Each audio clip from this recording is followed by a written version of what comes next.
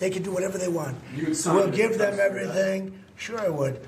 Let the Senate look at it. Let anybody look at it. But don't talk about it too much. You know, he took his goons. The goons took Boebert into the Situation Room and work her over, okay? They threatened the other woman by calling her a traitor over and over again. And he doesn't care? Minutes ago, he said something else. I think he's got a tactical name here. He's going to act like, I'll go along with the discharge petition. But then the Senate gets to look at it. Oh, isn't that great? Isn't that prissy? A little look at it. And he'll do a look at it. Is he going to sign it? Is he going to let that information out? Everybody knows he's got something there he doesn't want out. Nobody knows what it is, but he knows what it is. Congressman, what do you think? Yeah, what do you think changed here? I mean, because he had a strategy that, I mean, they were dragging Lauren Boebert into the Situation Room to try to convince her not to vote. They were telling people, their aides were putting out all kinds of anonymous quotes saying a vote for this is a vote against the president. And then all of a sudden, the story has totally changed. No, I mean, I think number one, he's frustrated that he hasn't been able to control the narrative, right? Donald Trump is excellent at controlling the narrative. He grabs that laser pointer, points it at the wall, and everyone goes and like a little cat, to try to follow it. This is something that has escaped containment, not just in the media more broadly, but also more importantly among the MAGA base. That having been said, if there was anything politically toxic to him in all of this, there is no way on God's green earth that it would have survived not getting into the public realm from 2021 to 2024 ahead of the November elections, right?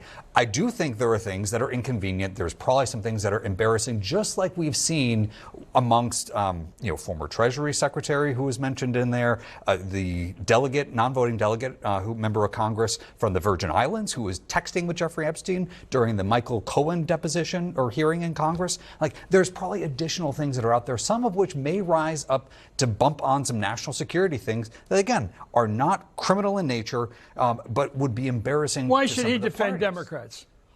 You just listed the Democrats. Why is he defending Democrats? I think for many of the same reasons why the Biden administration was reluctant. No, you mentioned another Democrat. Why is Trump hiding these papers? Joe Biden. The same Democrats? Doesn't make Democrats any sense. No, but we were talking. This has gone from a QAnon to a blue anon. He's not in the business of looking out for Democrats. No. He's not in the business. No, but he is the commander-in-chief, and there may be some elements that are national security adjacent, right? Again, why did Biden sit on all this? Why was Biden? What you're saying is logical. What you're saying, it's not logical. Yeah, I mean, there are actual equities. The reality is he controls. I mean, he is not afraid to tell his Department of Justice to investigate his enemies, but he seems to be afraid to order them to release these files. Yeah, I don't believe that Donald Trump would do anything just to protect Democrats or anyone else. There is something in this refrigerator that is stinky, and the president does not want to open it up. He doesn't want anybody to look at it. And I think the rest of us, at some point, are going to find out what's inside of there because we're going to see the House vote for it. It's going to be very hard for senators to stand up in front of their constituents and say, no, I'm not going to vote to expose people who may be pedophiles. It's going to be very hard for that to happen. And then we're going to see the president is going to have the ingenuity or the need to veto it. Maybe the word that you're I'm trying to use a word I can say on television. But if he can have the imperative to do this and to veto it in front of people, and then we'll see whether or not the House will override that veto. This is very tough terrain for him. Molly, what do you think changed for the president? Well, I think, look, it's politics 101 that if the train is leaving the station anyway, you might as well get in the conductor's car and seem to be in control of the situation, right? I think after his unsuccessful attempts to stop this from taking hold in the House, when it became clear that was not going to work, the votes were there, they could not be budged, he decided he might as well make it look like this was his idea. And this is always the cycle with any kind of Trump scandal, right? Is that the first half of the scandal is, this didn't happen and I had nothing to do with it. And then the second half of the scandal is, well, it did happen, but I'm proud of it and it was a good thing, actually.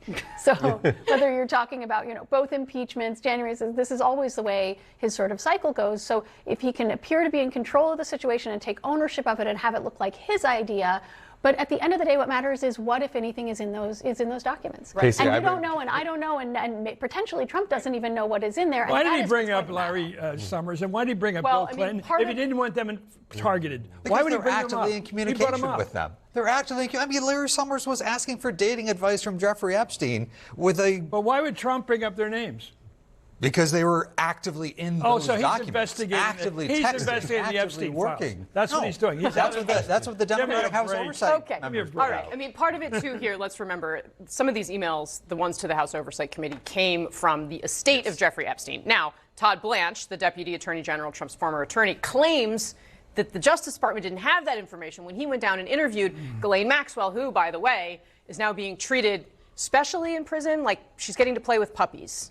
Why is that going on, Congressman, if there's nothing that stinks here?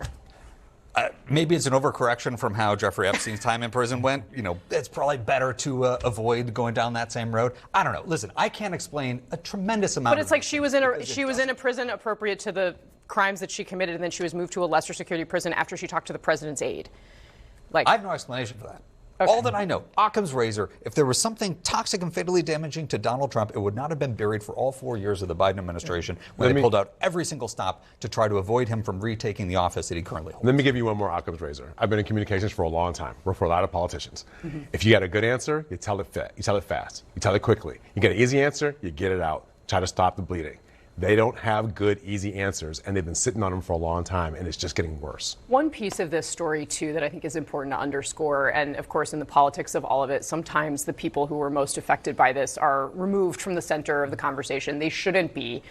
There is a new ad that's out from a number of the survivors of Jeffrey Epstein who have been pushing in public for the release of these files. I want to play a little bit of it, and we'll talk about it on the other side. This is me. This was me. This is me. When I met Jeffrey Epstein. This is me when I met Jeffrey Epstein.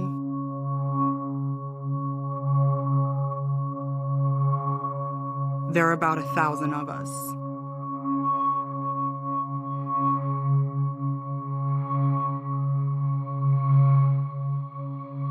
It's time to bring the secrets out of the shadows. It's time to shine a light into the darkness.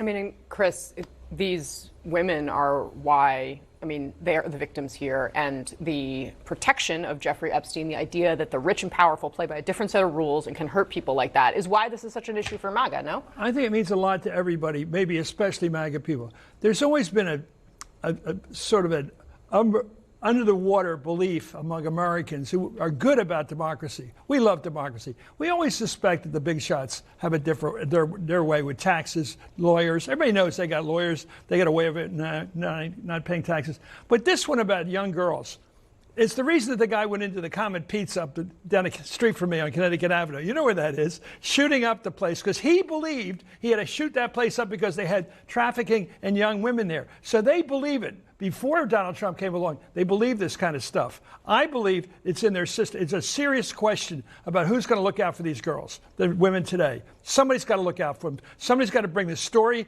out in all its truth and get it over with. And that's what MAGA people are right about. I mean, Boebert and Marjorie Taylor Greene are right. They want the truth out.